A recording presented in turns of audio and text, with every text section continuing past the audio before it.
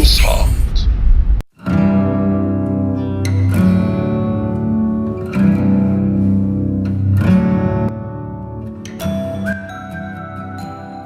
I want to talk to you on predicting the future. Predicting the future. Predicting the future. Say predicting the future. Predicting the future. Matthew chapter 20 from verse 17 to 19. Matthew 20. Now when you look at this scripture, you will discover that Jesus was predicting the future. Jesus was not talking because that was what was about to happen. That's what is happening to him at that time. Hallelujah. He was telling them what will happen in the future. So Jesus was predicting the future to them. Hallelujah. Amen. Now there are some Christians that we are here now, but if they ask you, what does tomorrow hold for you? You can't tell anybody. Is that true? Yes. That is the more reason why you are so much confused. Jesus was able to predict his fear and know that this will happen to me. So this gave Jesus focus.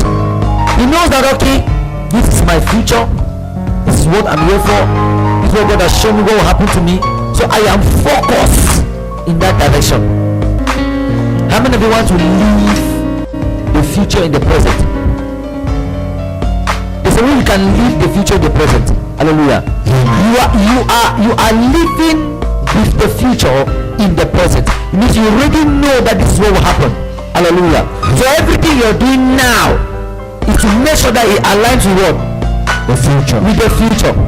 Do you know you will find people who have been doing some things, let me say, for about 3 years, only for them to realize that after the 3 years it's all nonsense. Yes, sir. Because they fail to predict the future. You get involved in a particular department, maybe school, you get involved maybe in a particular job, you get involved in a particular business, not knowing that is not the will of God for you. So when you are able to predict the future, there are some things that will not happen to you. You will not waste time. You will not waste your resources. You will not waste your energy. Now, prediction has to do with time, which means that you must be able to predict the timing. Somebody's not getting me. Yes, sir. God can give you a word. I see you opening a big shop by this time. The fact that you have the money before the time does not give you a guarantee or a go ahead to open the shop.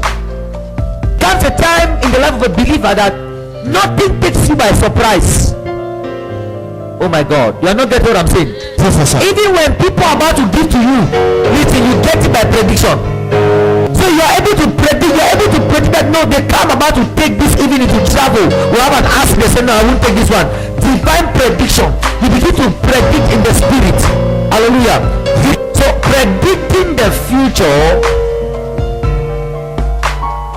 is all about knowing the will of God and the plans of Satan. Predicting the future is all about knowing the will of God and the plans of Satan. Why is it important to predict the future?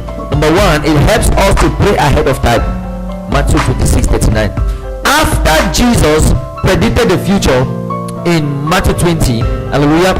Now when you go further in Matthew 26 verse 39, he had to pray. Amen.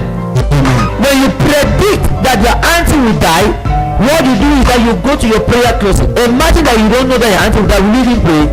Some of you have lost millions, you have lost houses, you have lost cars, you have lost properties, you have lost so much because you are unable to predict what? The future. It is over in Jesus' name. Amen.